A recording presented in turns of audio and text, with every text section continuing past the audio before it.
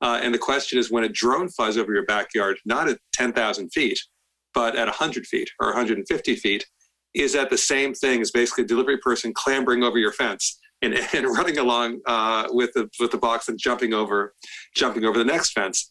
The government has said how high a drone can fly. It's silent about how low a drone can fly. And there's a story in our book about a guy who basically shoots a drone out of the sky over his backyard. And he says, look, you're trespassing.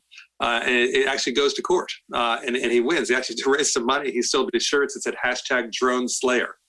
So he had his own merch that went along with this.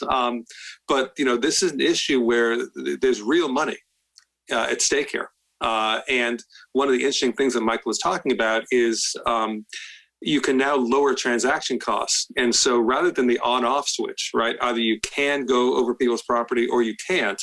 With a drone, one could imagine microtransactions where you say, sure, you can fly over my property, but you have to pay me a penny every time you go over. And with GPS, that actually could be tracked at low cost. And so that I suspect actually that may be where we end up once this all shakes out.